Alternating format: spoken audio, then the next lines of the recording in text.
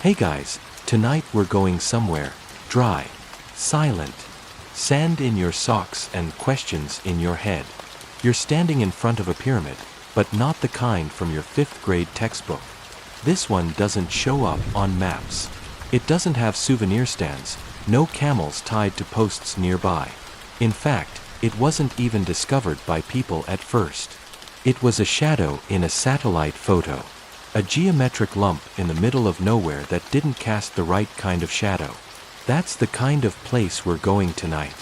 And fair warning, the floor may shift, the compass may lie, and if you don't keep track of your footsteps, you might find yourself walking into a room that gets smaller every year. Literally. So before you get comfortable, take a moment to like the video and subscribe, but only if you genuinely enjoy what I do here. I mean, if I end up trapped in a shrinking chamber somewhere, it'd be nice to know someone clicked the bell icon. Let me know in the comments where you're listening from and what time it is. I love seeing which time zones are the sleepiest. Now, dim the lights, maybe turn on a fan for that soft background hum, and let's ease into tonight's journey together. The pyramid sits half buried in a no-name corner of the Sahel, too far north to be comfortably forgotten, too far south to be politically useful. Its outer shell is weathered but smooth, as if sandstorms gave up trying to scratch it. You run your hand along a face of warm stone. No hieroglyphs. No capstone. No tourists. Just the dry hiss of wind curling around a shape that looks both impossibly ancient and suspiciously untouched. You're not the first to stand here, by the way. In 1973, a French geologist named Lemoyne marked this place with a red pin on a map, but his report was never published. Some say he was hired by an oil company. Others say he walked inside and came out different. But we'll get to him later. For now, you crouch down and brush sand from the base. That's when you find it, a hairline crack in the rock. A line so straight it feels like it's mocking nature. You press your fingers into the groove and, somehow, it gives. Not much. Just enough for a sliver of air, cool, stale, and unervingly still, to kiss your face. You shine your flashlight inside and spot steps. Stone ones, descending into shadow. You go down.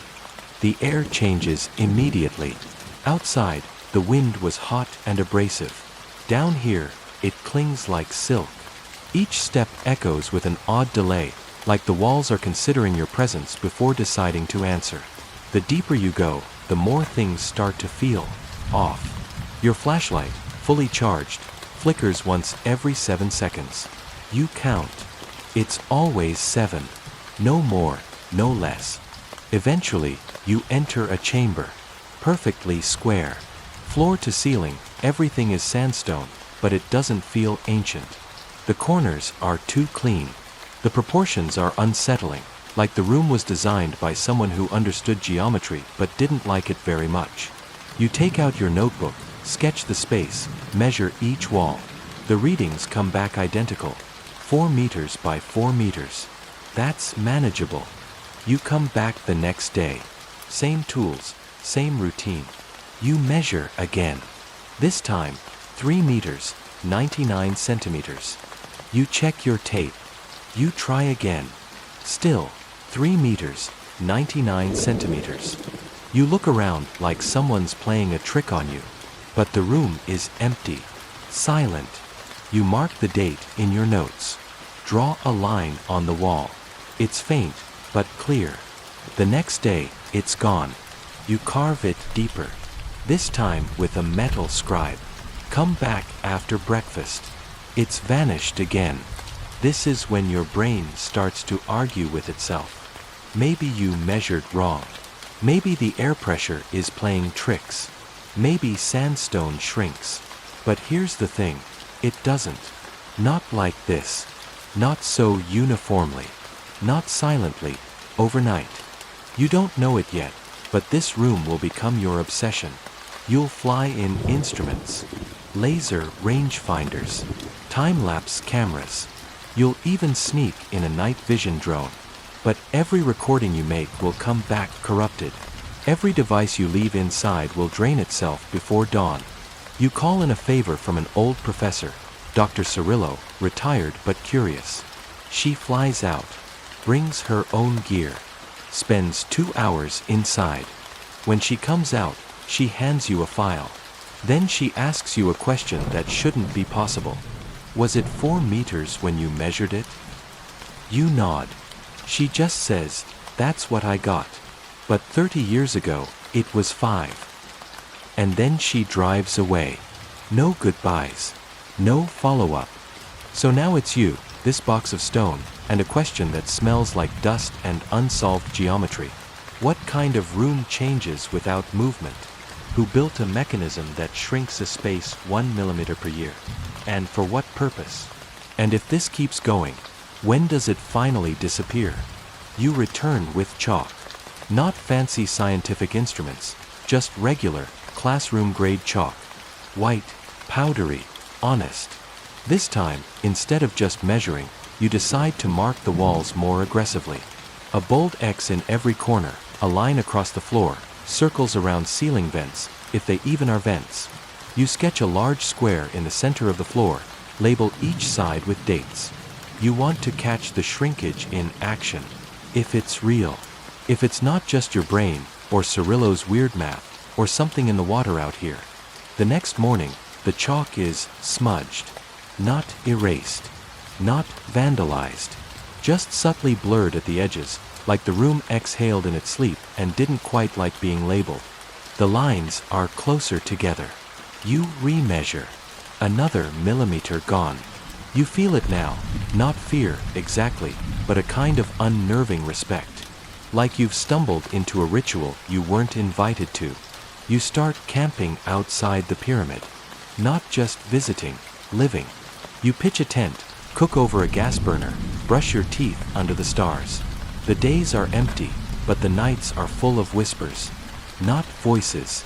Just sounds that imitate familiarity. A zipper, a page turn, your own footsteps in reverse. You wake up some mornings convinced someone, or something, has been rifling through your notes, but everything is technically still there. Just reorganized. Wrong order. Slightly reworded.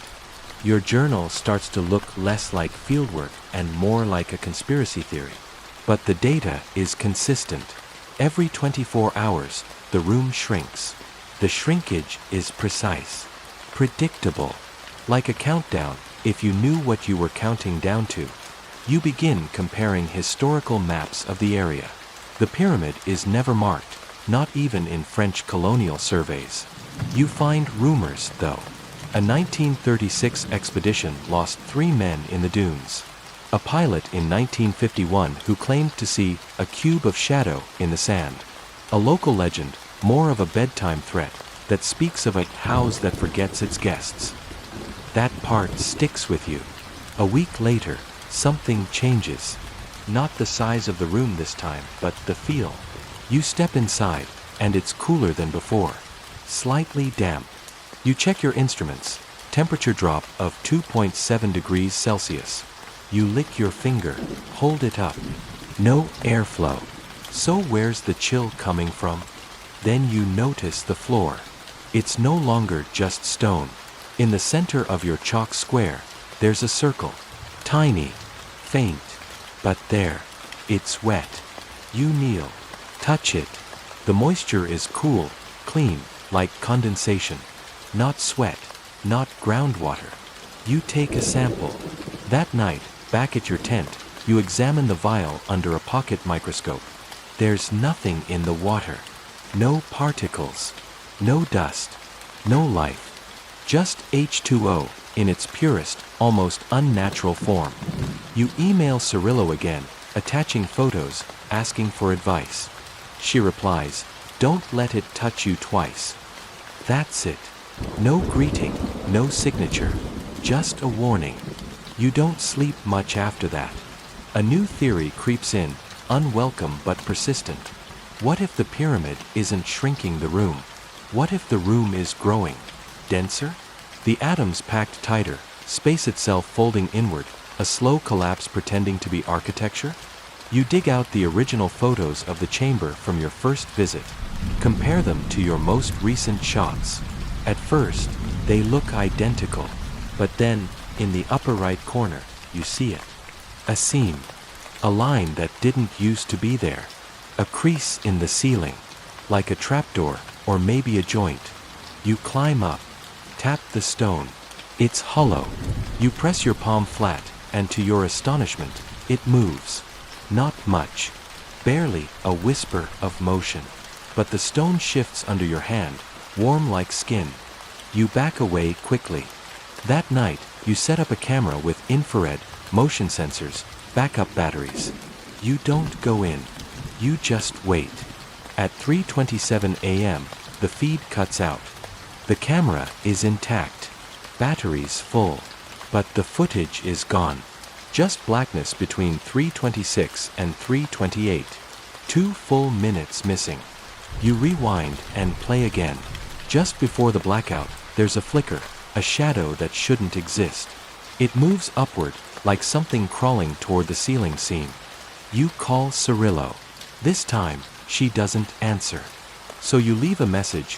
What happens when it reaches the top? You don't expect a reply. You get one anyway. I don't know. But if it does, don't be there. The next morning, you measure the room again. 3 meters, 97 centimeters. The rate has increased. You stop sleeping altogether. Not really on purpose, it just happens. Your body still lies down, your eyes still close, but your mind won't cross that last border into sleep. Every time you drift off, you hear it. The sound. Not a voice, not quite, but the architectural groan of the room tightening itself 1 millimeter closer. It's the opposite of decay. Not destruction, but compression.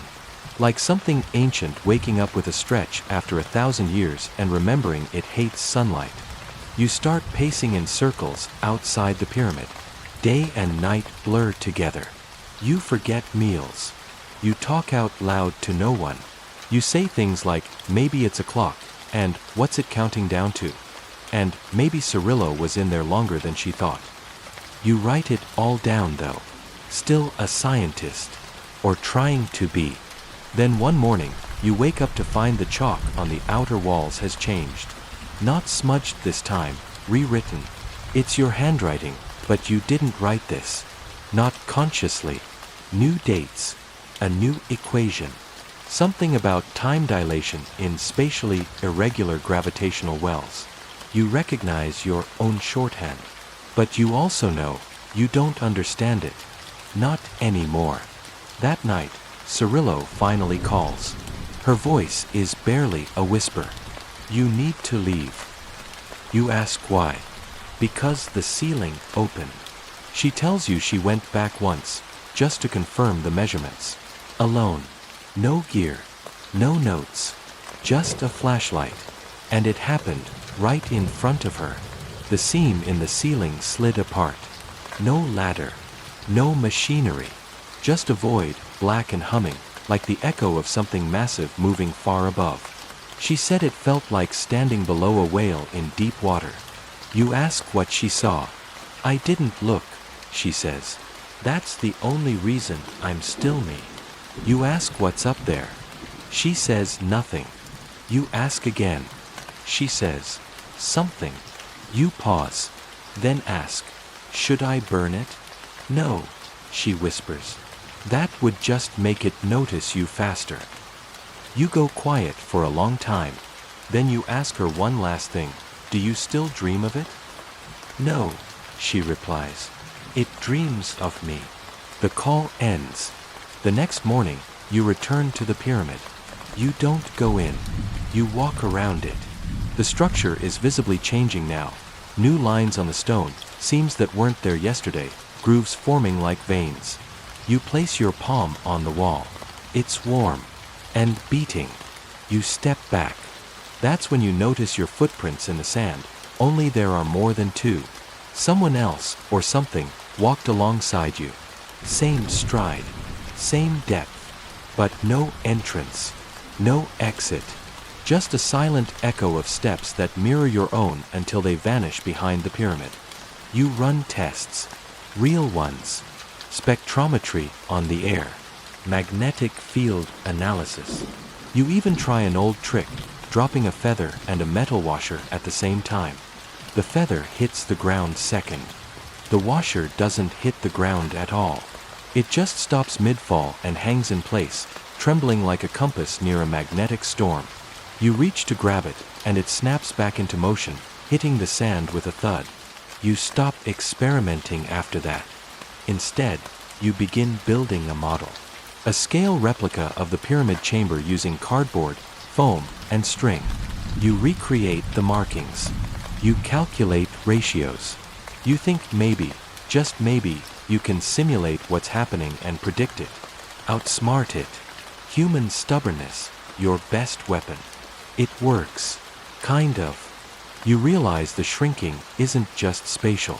It's temporal. The room doesn't just get smaller, it pulls time toward itself, folding it in, crumpling it like paper. Which means one day, the room may not just be smaller, it may be older, or newer, or outside of time completely. The idea terrifies you. You stop sleeping again. Or maybe you just stop waking up properly. You start seeing shadows with no source. Hearing footsteps in the sand when there's no wind. Your tent zipper moves on its own some nights. Always just a few centimeters. Never fully open. Like something curious. Or polite. One evening, you spot something new. A figure standing at the pyramid's edge. It's not Cirillo. It's you. You blink, and it's gone. You measure the room again. 3 meters, 89 centimeters. You start asking yourself very calmly, very rationally, what happens when it reaches 0? When that last centimeter disappears, when the final wall kisses its opposite, and the room becomes, what? A point, a hole, a doorway, a thought. There's no precedent. No physics textbook prepares you for a pyramid that consumes its own interior in perfect, measurable increments. You mark the rate of shrinkage on a chart. It's constant, down to the decimal. 3 centimeters per year. Exactly. A number so perfect, so unnaturally smooth, it feels less like decay and more like intention. Someone, or something, wants this to happen. Is letting it happen. You do the math again. At this rate, the chamber will vanish in just under 40 years. You won't live that long. But someone will. You submit a paper anonymously. You expect nothing. You get something worse. Silence. Not rejection, removal. The draft disappears from every place you upload it. Even the backup on your encrypted drive flickers and vanishes. You think you imagined it, until you get a package. A printed copy. No return address. No stamps. Just your paper. And a handwritten note. You are not the first. Inside the envelope is an old photograph. Sepia-toned. Faded.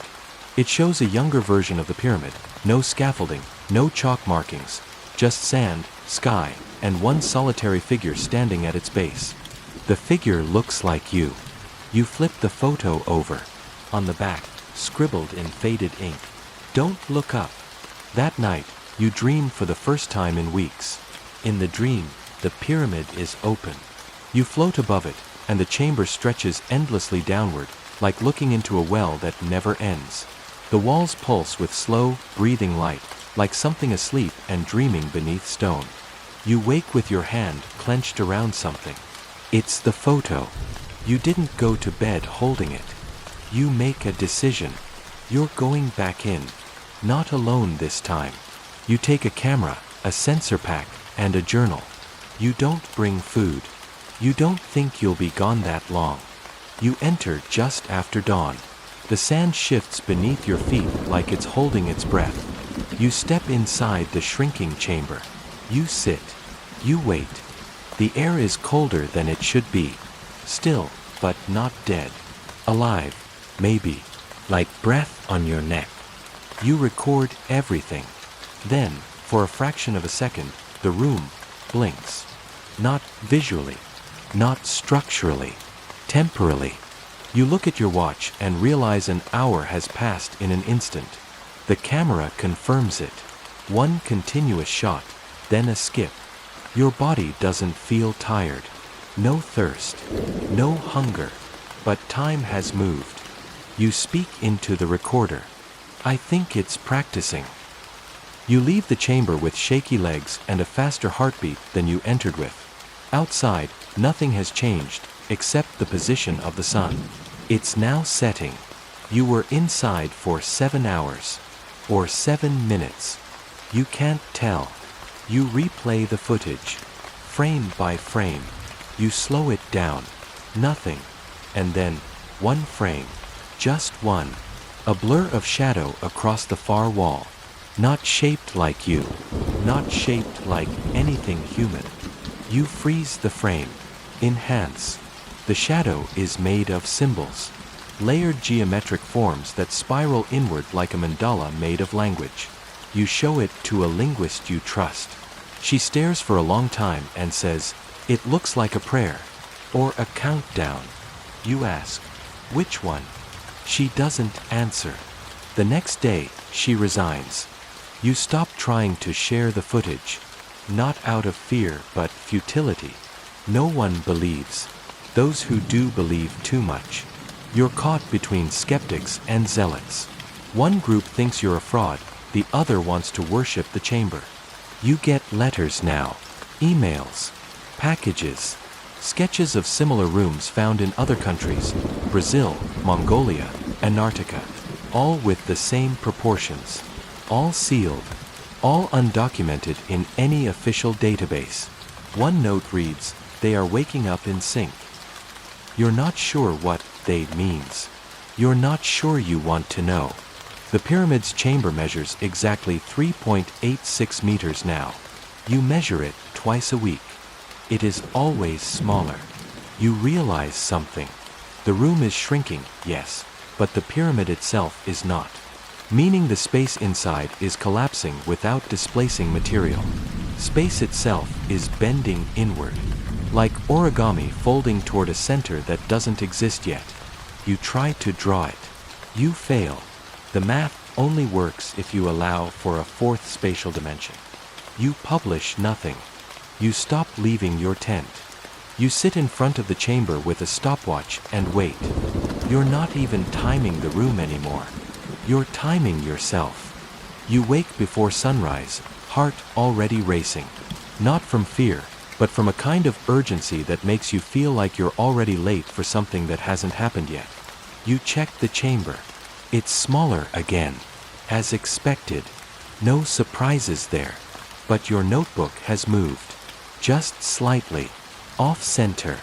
Open to a page you don't remember writing. The handwriting is yours. The ink is your pen's. But the words, they aren't familiar. The inside is not smaller. The outside is larger. Only from within can this be known. You close the notebook. No. You're not doing cryptic cosmic riddles before breakfast. But curiosity drags you back. You re-enter the chamber, this time with a mirror. A simple idea. Place it against one wall and check for distortions. You install it. Step back. And there it is. The reflection bends ever so slightly. Just enough that straight lines appear curved, as if the chamber is inside a lens, not a room. As if space itself is wearing glasses that don't fit. You reach for your phone, but the screen glitches. Not like low battery or bad signal. More like static. Shapes that shouldn't appear in pixels. And in the static, for one brief moment, you see your own face, but older. Wrinkled. Eyes wider. Mouth open as if mid-scream or mid-warning. You drop the phone. It resets itself. Battery reads 100%. Time reads 3:33 a.m. It was 6:14 just a second ago. You leave the chamber. You try to tell someone, anyone. But the moment you open your mouth, the words come out wrong. You say things like, "The air folds backward," and "My shadow is thinking independently." People stop listening. You start journaling in symbols instead. Doodles. Patterns. Spirals. You don't understand them, but they feel like what the chamber wants. That night, you dream again. This time, you're inside the room, but it's endless. Like someone unfolded it into a long hallway. At the far end is a glowing point of light. It pulses. You walk toward it, but no matter how far you move, the point never gets closer. Instead, the hallway itself stretches, like the room is stalling, or savoring the experience of being walked through. You wake with sand in your ears. Your ears were clean before bed. Back in the real world, if we can still call it that, things start to shift. Your reflection doesn't match your movements exactly anymore. A half-second delay. You raise your hand. It lingers. You smile. It frowns, then catches up. It's subtle at first. Then it isn't. One night, you reach for the toothpaste and see your reflection already brushing its teeth. You blink. It sinks back up. You laugh it off. Nervously. But your toothbrush is already wet. You decide to test a theory. You record yourself walking into the chamber, waving your hand in front of the mirror, and stepping back out. When you watch the playback, your hand never moves. You do. But your hand doesn't. Instead, your body waves while your hand stays frozen. You check your wrist. There's a bruise you don't remember. In the shape of a thumbprint. Not yours. You return to the mirror and see something written on the glass, fogged up like breath left it behind. Don't forget when you left. Not if. Not why. When. The question haunts you. You start keeping 2 journals, one outside the chamber, one inside. You mark time, note sensations, smells, sounds. Then it happens. You enter the chamber one morning and the inside journal is already updated. With today's date. And tomorrow's entry. It says you're going to break your ankle. You laugh. Nervously. But later that day, you trip on a tent peg. Hairline fracture. The chamber isn't shrinking. It's writing your script. You test it again. You write down a question. What's the last thing I'll ever say? You go to sleep. The next morning, the page reads, "Oh no." You tear it out. Burn it. Forget it. But you don't. Later, someone sends you coordinates. Another pyramid. Half buried in jungle. Same dimensions. Same inner chamber. But this one, it's growing. The room gets bigger every year. Experts say it's an illusion. Settlement. Erosion. But you know better. You charter a flight. You land. You measure. It's true. The chamber grows by the exact amount the desert one shrinks. They're connected. One expanding. One collapsing. You run the numbers. They'll match in size, in zero space, on the same day. 2039. Equinox. March. What happens then? You fly home, but something inside you doesn't. You leave the pyramid far behind, buried in dust and shadow, yet its geometry follows you. You dream in triangles now. Not just any triangles. Impossible ones. Penrose steps, shapes that defy space, rooms that close inward but never end. You start to notice angles in everyday things. The way your staircase narrows, the way your bedroom door no longer aligns with the floor. The room you sleep in feels slightly off. Not smaller, not bigger, just subtly different every night. Like someone is adjusting it by micrometers while you're not looking. You go to a physicist friend. You don't say pyramids or growing rooms. You just ask a casual question. Can space inside a fixed structure change without the outside changing? He laughs at first. Then he thinks. Then he says, not unless it's a non-Euclidean volume. You'd need space-time curvature, maybe an artificial gravity field. Why? You lie and say it's for a novel. He smiles. But his eyes don't. He follows up with a line you weren't ready for. You know, there's this Cold War era experiment. Classified. Involving interior expansion in concrete bunkers. The blueprints always showed one size. But when people went in, some of them swore it was different. Bigger. Or smaller. or echoing wrong. You ask what happened to the people who swore. He shrugs. Nobody ever swore twice. That night, your door handle turns itself. Just a little. Just once. You freeze. Then it's quiet. You check the lock. Still in place. You record everything. Temperature. Sound levels. Movement.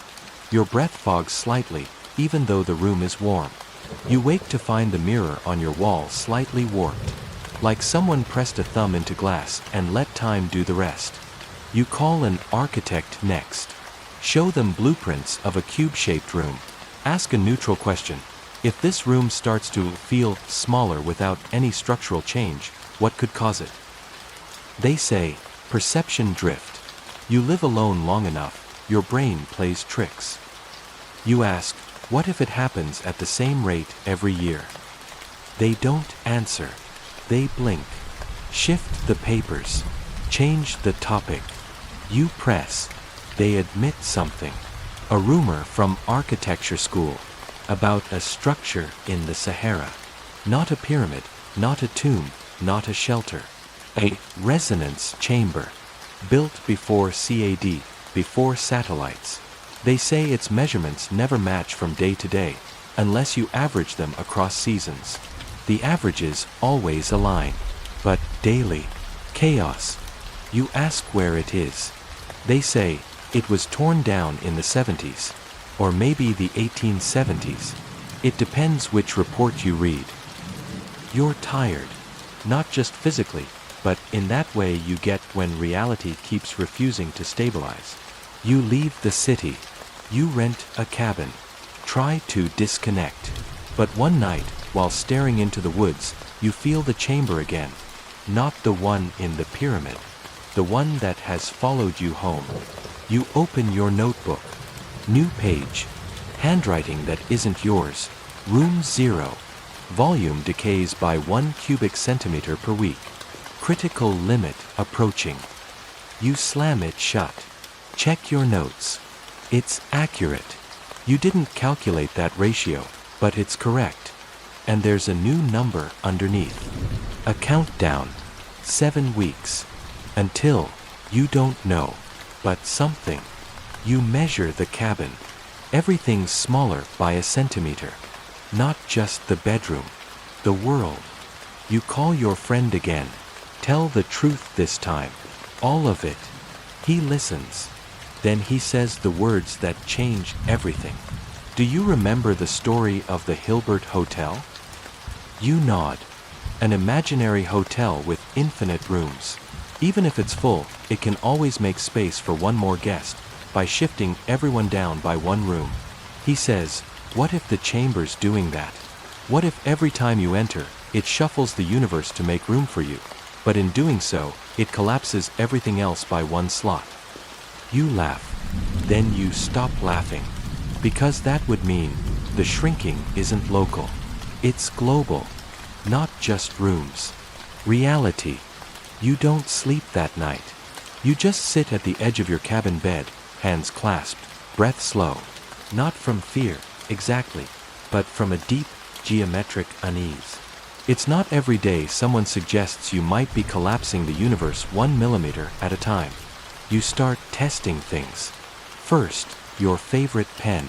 You've used it for years, and its length is memorized into your muscle memory. It feels shorter. Not by much, maybe a hair's width, but enough to make you second guess. You weigh it. Exact same mass. But when you place it beside a ruler, something odd happens. The ruler looks fine. But then, so does the pen. You measure again. No change.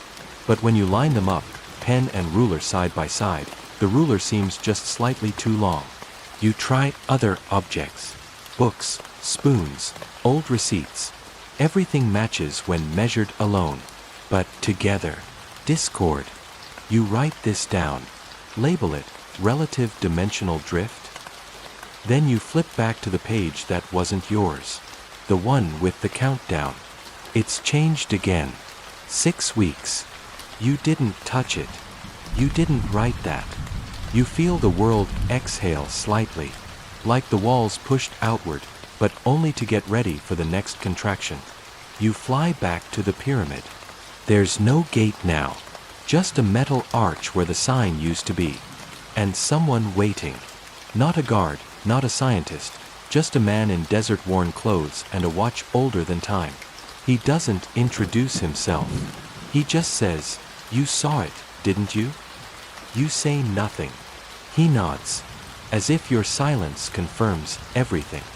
He walks with you to the pyramid's base. No one else is around.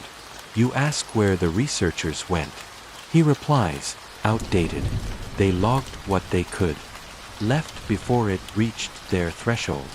You ask, threshold of what? He says, noticeability. Most people don't notice things unless they jump out and scream. But this place, it whispers. Inside, the chamber is darker. Not because of the lighting, but because the angles have deepened. Light hits stone and sinks.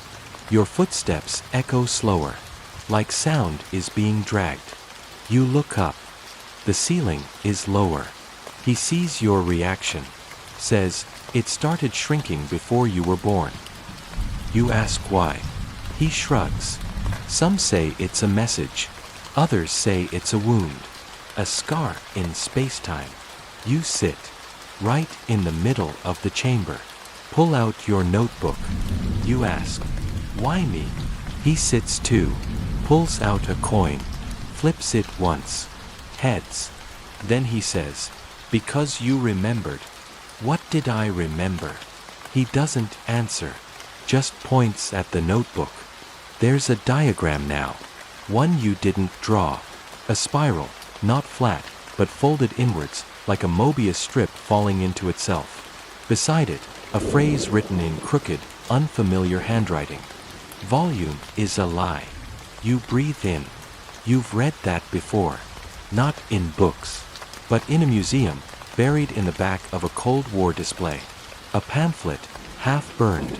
It described a military lab, testing variable rooms. Allegedly to maximize space in submarines. The project was shut down after an officer walked in and never came out. Not because he disappeared, but because they could still hear him inside, walking for hours, in a room barely 4 meters wide. You ask the man if he knows that story. He nods again and says, we call that the Echo Cube. Same tech. No, he says. Same mistake. You look around the chamber. Feel the way it breathes with you. Each inhale, the walls press slightly closer. Each exhale, they reset. A living geometry. Not quite conscious, but aware. The man stands. You ask where he's going. He says, to the next chamber. You say, there's more. He says, there's always more. Then he hands you something. A key. But not like any key you've seen. It's curved in 3 dimensions. A spiral that folds into itself, like it was grown, not forged. Doors under the chamber, he says. You ask, what's behind it? He pauses, then finally answers. An older room. One that doesn't shrink. Stable. Worse. It expands. You hold the key. The chamber watches. You don't unlock the door immediately. You sit with the key for hours, maybe longer. Time folds strangely in here. Your watch ticks like it's underwater.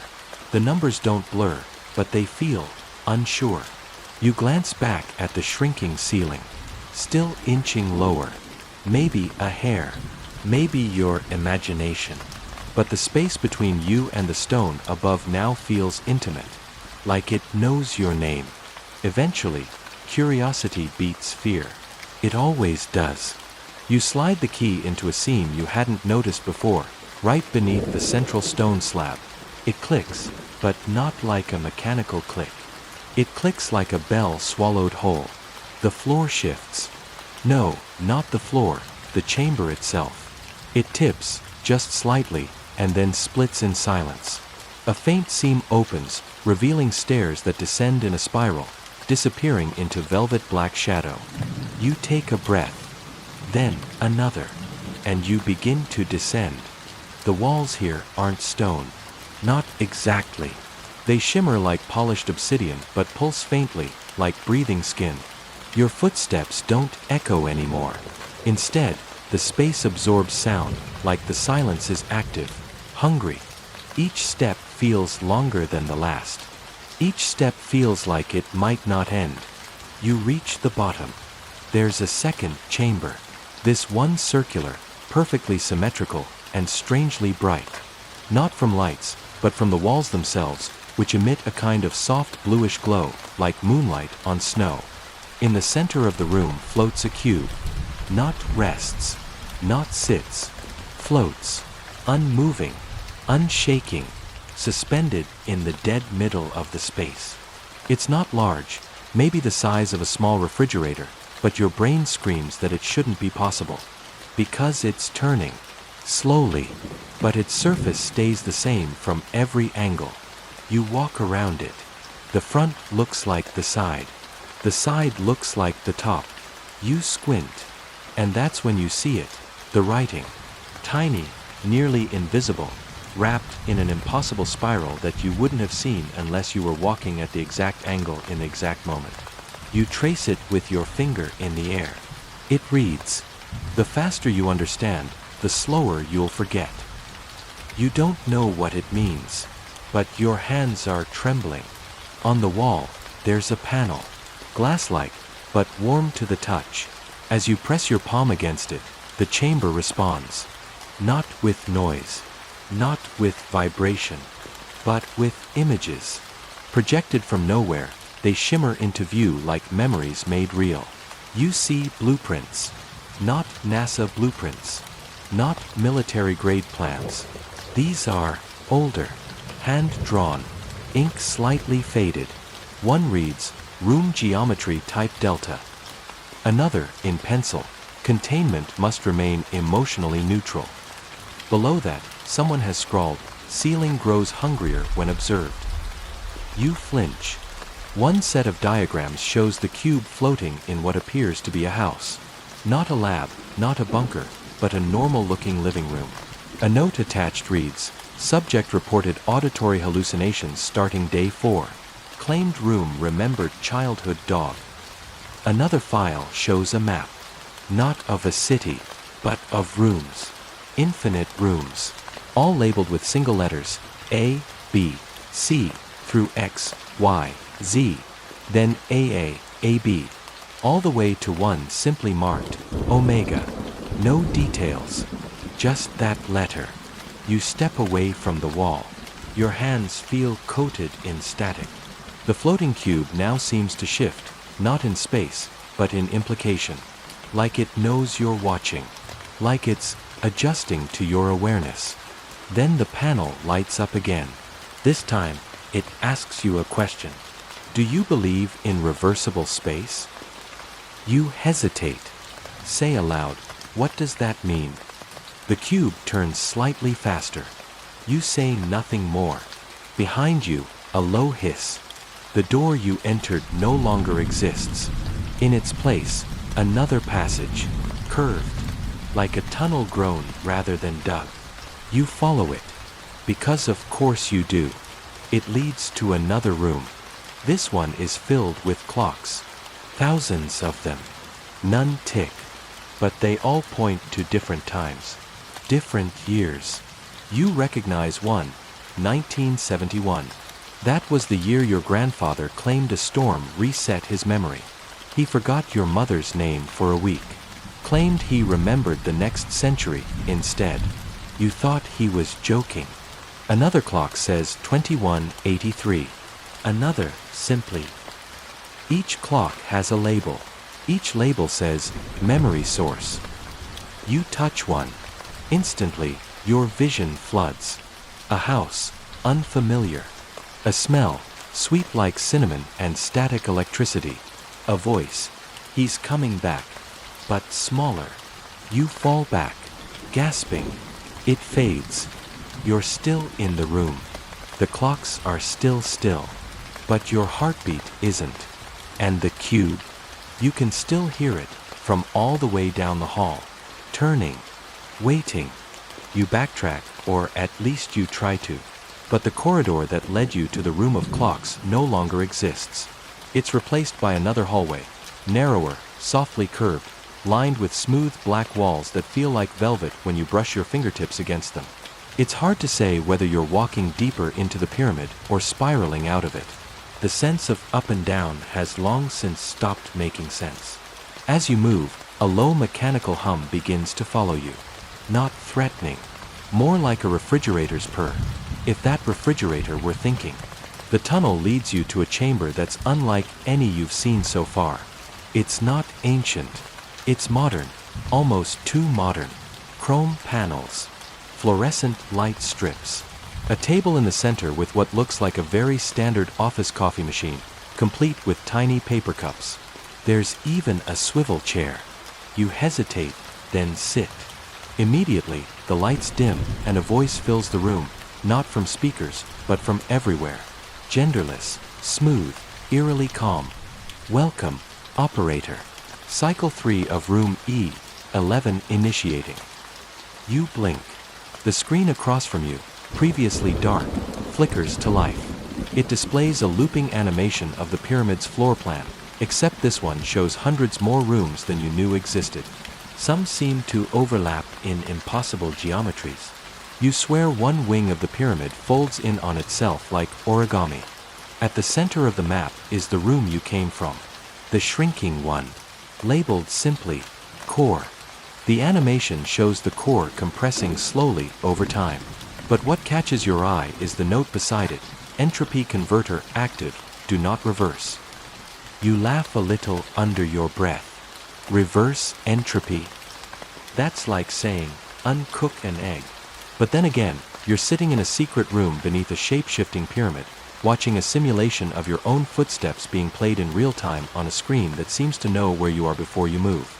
So maybe don't bet on the laws of thermodynamics tonight. A drawer clicks open beside you. Inside is a single item, a button. Just one. It's labeled, in simple sans serif font, Return TO Original Size. You don't touch it. Not yet. Instead, you notice another screen behind you has powered on. It shows old black and white footage. Grainy, flickering images of people entering the pyramid in various decades. A man in a 1940s military uniform. A woman in a 1970s tracksuit. A teenager from the 90s with a Walkman clipped to her belt. All walk in. None are shown leaving. Each clip ends with a still frame, the core room. Each time, the ceiling is lower. Each time, the subject is older. Each time, the timestamp is in the future. You try to pull your eyes away, but you notice something terrifyingly familiar. One of the clips, dated exactly 3 weeks from now, features someone wearing your shirt. You lean closer. You recognize your watch, your hands, your hesitation. It's you, watching yourself watching. And then the feed cuts out. The room lights up again, bright and clinical. The chair you're in vibrates slightly, prompting you like it's waiting for your next move. The button in the drawer glows faintly now, like it's syncing to your pulse. You say out loud, "What happens if I press it?" The voice doesn't answer. Instead, the ceiling screen displays one final line of text. Warning, room will attempt to negotiate. You pause. You didn't know rooms could negotiate. You whisper, "With who?" And behind you, something whispers back, "With you." You stand. Because somehow, staying seated feels more dangerous now. The walls begin to shimmer, not visually, but conceptually, as if your understanding of wall is breaking apart. You reach out, and your hand passes through one. Not like air, more like memory, like it's made of every room you've ever left behind. You step through, and suddenly, you're back in the core. Same shrinking ceiling, same odd piece. Only now, you're holding something. It's not the button. It's a folded piece of paper. You don't remember picking it up. You unfold it. It reads, "When the room forgets you, it resets." You read it again. "When the room forgets you." That's when you realize the shrinking isn't punishment. It's memory. The room is trying to remember how small it was when it first met you. And maybe, just maybe, it never stopped shrinking. Not since the very first visitor. Not since the very first time. Not since it first wanted to forget. You glance around the core room once again, and now, you start noticing patterns. Not just in the way the stone floor bears faint circular grooves, as if something massive once turned here like a lazy gear, but in the walls themselves. The hieroglyphics are no longer random to your eyes. They repeat, echoing a message not meant to be read like words, but felt like a heartbeat. It says, "This space contracts to remember." It's not engraved so much as embossed into your perception. You feel it in your ribs before your eyes can trace the curves. You sit again. Not because the chair tells you to, but because the silence does. You've been walking, reacting, doubting. Now the room wants something else from you. Stillness. You close your eyes. The hum returns, stronger now, more musical, like a tuning fork embedded in a cathedral. And somewhere beneath it, a breeze? You open your eyes and find yourself outdoors. But not outside the pyramid. This is a room that looks like the sky. Blue above, grass beneath, birdsong perfectly rendered. You walk forward, and the sun moves with you. But when you stop, it doesn't. A hologram. Or worse, something you might have forgotten how to name. In the distance, a structure waits. A pyramid within the pyramid. Its size distorts the space around it. It looks small, but your legs tell you it's an hour's walk. You begin moving, and the grass underfoot never compresses. You look back. No footprints. The world is resetting behind you in real time.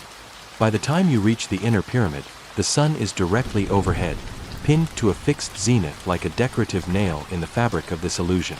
The air here is cool, unnaturally so, and carries a faint smell of cinnamon and electricity. You enter the smaller pyramid. Inside, you find something you didn't expect, a classroom. Desks, blackboard, even a red apple. But this is no ordinary school, because each desk has a name, and each name is yours, but written slightly differently. Cursive, capitals, another language, another script, even one that looks suspiciously like binary code on a monitor behind the chalkboard. Every version of your name from every possibility, every variant of you that entered the pyramid, possibly in another time, another layer, another path. And one by one, each version has left a mark. Some carved initials, others notes. One desk has a tally, 204 lines. But the blackboard is what catches you. It's filled with equations. Not scribbled in haste, but written with care, like someone truly wanted to explain something. One formula repeats in the margins, delta S 0. Change in entropy, negative? You whisper, but that's not possible. And behind you, a child's voice replies, "It is here." You turn around. A small girl stands there, barefoot, her hair braided in an old-fashioned style. She's wearing a smock that looks like it came from another century. She smiles, not a creepy horror smile, but something stranger, recognition. "You've been here before," she says. You kneel slightly, confused. "I have." "You're the one who leaves the note," she replies, and points to your pocket. You reach in, and sure enough, there it is. The paper from before. Folded neatly.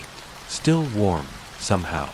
You ask her, what happens if the room forgets me? She frowns a little, as if that thought is both silly and sad. "Then it grows," she says, "until it finds you again." You blink. Wait, so the shrinking stops? She shakes her head. No, it only looks like shrinking. It's actually memory compression. You stare at the chalkboard again. You realize the core room isn't just the center. It's a hard drive. a living archive. And every person who's entered this pyramid, who's sat where you've sat, who's thought what you're thinking, they've all been compressed into it. And now it's your turn. You look to the girl again, but she's no longer there. In her place is your own shadow, cast backward across time. And the blackboard now reads only one phrase. Your exit is a memory. The walls begin to pulse faintly, like breath. You hear the pyramid again, whispering through the frequencies of sound and stone and thought. And then you realize something astonishing. The room never shrinks. You grow. Each step you've taken, each corridor passed, each riddle absorbed, it's not about confinement. It's about capacity. It's about seeing how much of yourself you can hold before you no longer need a room at all. You're not quite sure how you got back to the core room.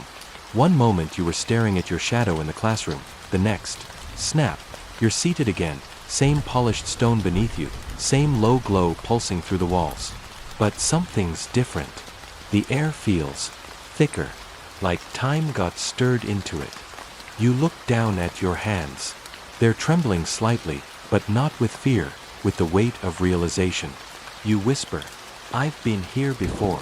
And this time, it doesn't feel like a metaphor.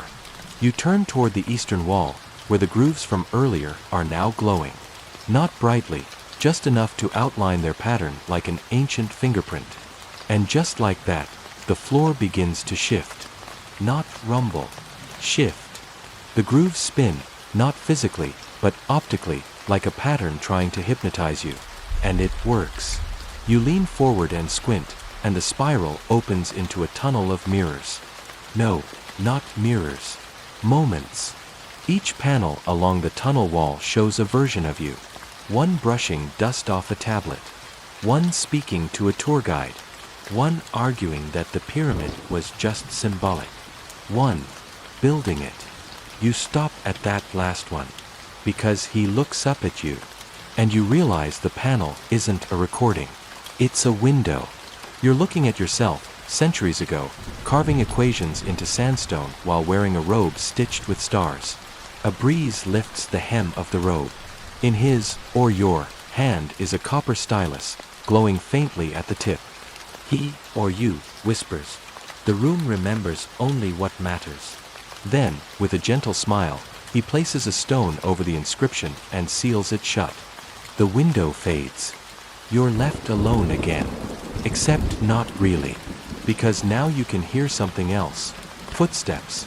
But not coming toward you. Moving away. You follow them through a doorway that wasn't there before, into a corridor that feels like it's been waiting centuries to open. On the left, a long mural. Not painted, burned into the wall with precision. It shows the pyramid rising not once, but in phases. One at the dawn of written language. Another during the peak of Greek geometry. Again during the Renaissance. And finally, an unfinished section labeled 2091? You blink. Wait, how old is this mural? And as if answering, a voice behind you says, that depends on which pyramid you're in. You whirl around, heart racing, but it's just a speaker, tucked into the corner of the hallway. Analog. Rusted. And still somehow connected. The voice continues, not every structure is made of stone. Some are made of recurrence. You laugh. Softly, nervously. So I'm in a loop? The hallway lights up in short bursts, as if nodding. The mural ends at a door. On it, a phrase in a dozen languages, all variants of one command. Step through. Remember forward. You hesitate, but your hand doesn't. It pushes the door open into a void? No, a simulation room. You recognize it immediately. Smooth panels, subtle hum of hidden projectors, the faint aroma of metal and ozone. And there, in the center, is a scale model of the pyramid. Except this one is breathing. You step closer. The model expands and contracts, perfectly synchronized with your own breath. And then it speaks, not aloud, but directly to your mind. The shrinking is complete. Compression reached. What do you wish to extract? You're stunned. Extract? Like data. The model pulses. Like meaning.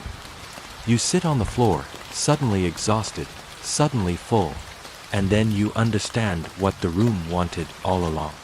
Not to trap you, but to see what of yourself you would leave behind. You don't stand up right away. You're still on the floor, watching the little breathing pyramid in front of you like it's a pet or a heart or some weird spiritual flash drive. It inhales when you do. It exhales when you pause. And every time you try to think clearly, your thoughts loop back to the same whisper. What do you wish to extract? Meaning. The room wants meaning. You finally get up, legs a little wobbly, and circle the pyramid.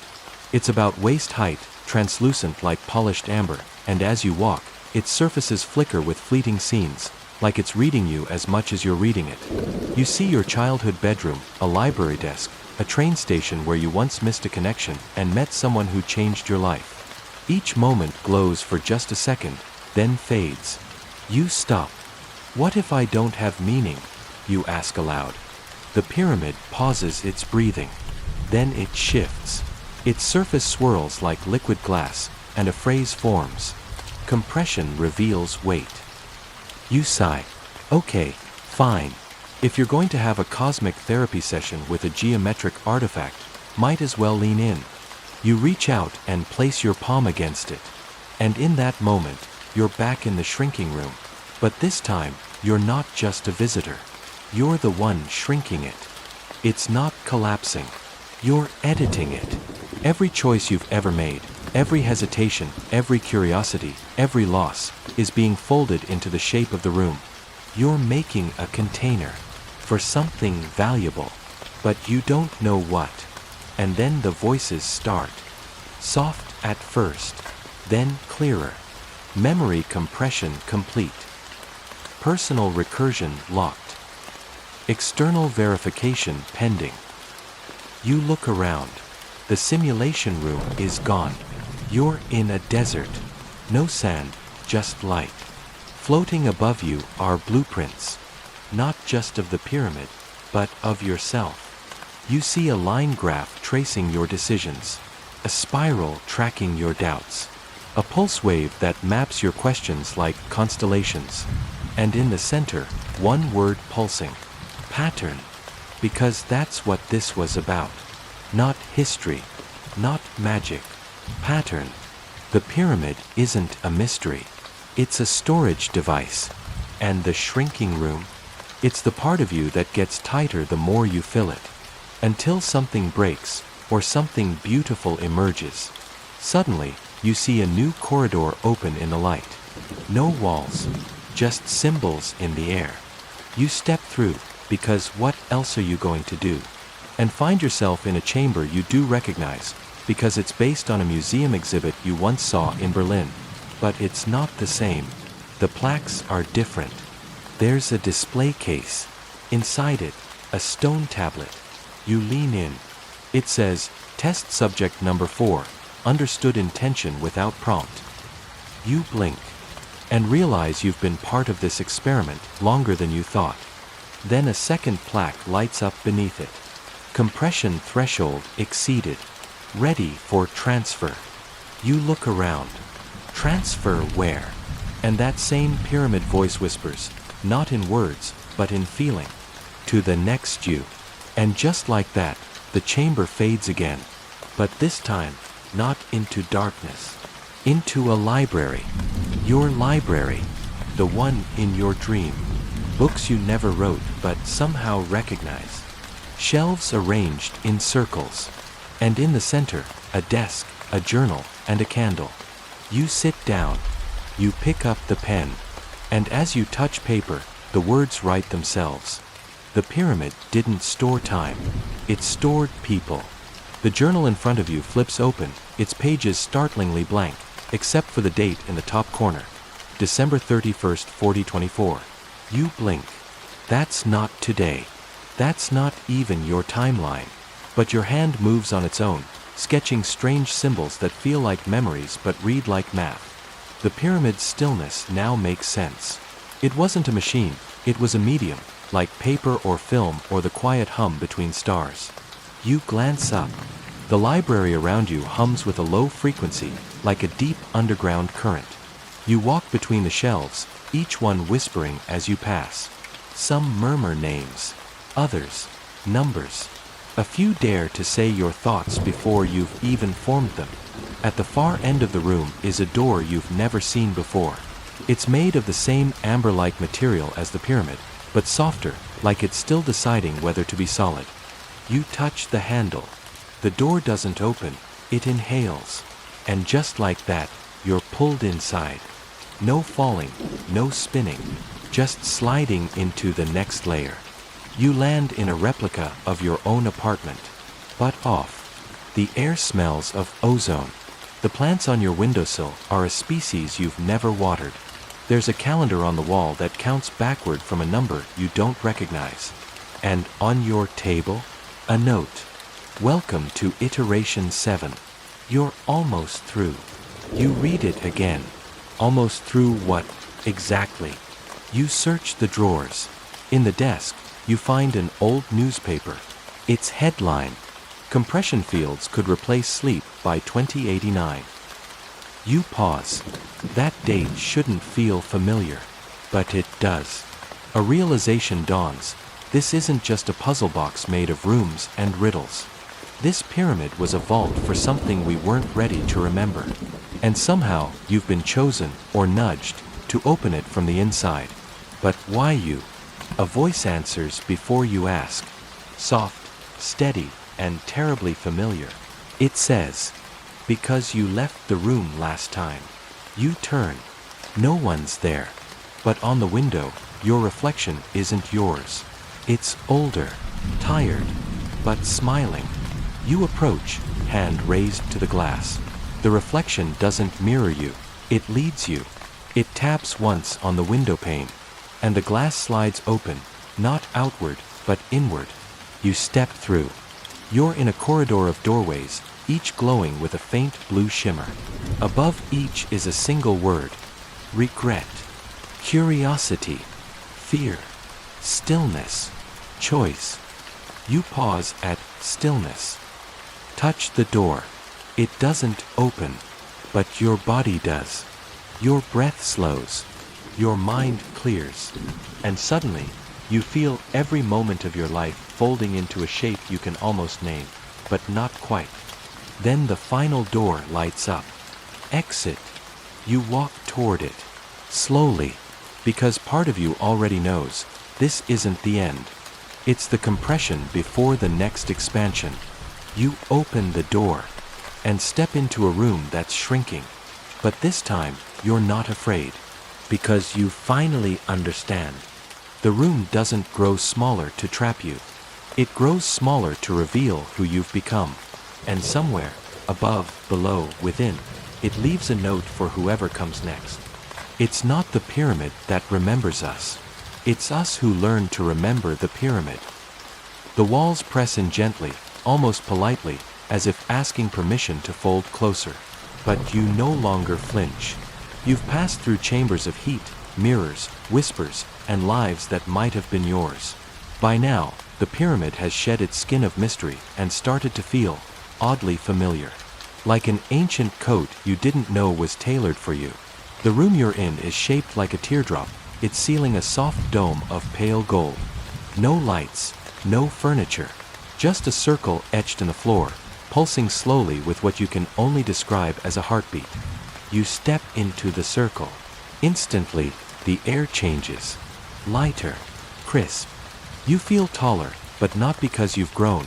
It's as if gravity here respects you. A low hum rises from the stone, tuning itself to your pulse. Then a voice, not from the walls this time, but from somewhere inside your ribcage, asks a question. Do you want to remember everything? You're not sure. But your body answers yes before your mind catches up. The circle brightens. Suddenly, you're in a room filled with other versions of you. One reads a book. One writes on the wall. Another just stares into a cup of tea. They don't look up when you enter. They just continue, as if they've been here for centuries. as if they are you in all the lives you forgot to live. You approach one, the version in a long gray coat, sketching equations in the air with light. They pause, turn, and smile. You took longer this time, they say. But you always get here, eventually. You want to ask what this place is, what all this means. But instead, you ask the only question that feels real. What happens when the room finally disappears? They tilt their head. Then you remember the outside. Not space. Not the world. I mean the real outside. The before. Another version of you, the one in sandals and a windbreaker, adds, and if you can remember it, you'll know how to wake it. You blink. Wake what? They all answer together, in your voice. The thing that's dreaming us. Before you can respond, the circle beneath your feet spins once, like a record catching its groove. The room shifts again. You're back in the first chamber. The one with the carving of the pyramid, inside a pyramid, inside a pyramid. Except now, there's something new at the center, a seed. Tiny, glowing, and pulsing in rhythm with your own breath.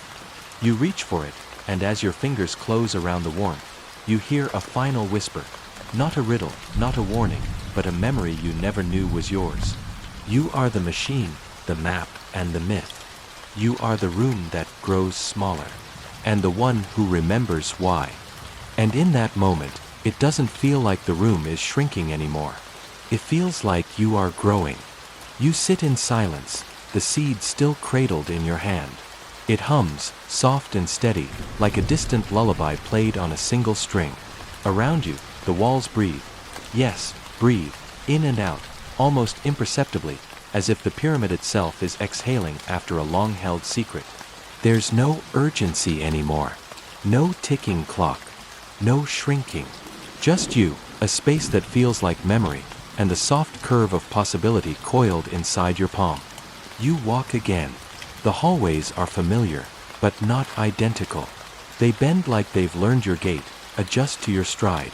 Along the stone walls, faint carvings now shimmer faintly. Scenes from earlier chambers, scenes of you walking, you hesitating, you laughing. The pyramid, it turns out, was recording. Not with cameras, but with story. With you as the ink. You step into what must be the final room. It's vast, impossibly vast, like the inside of a hollow star. At the center, floating in mid-air, is the seed, now uncurled.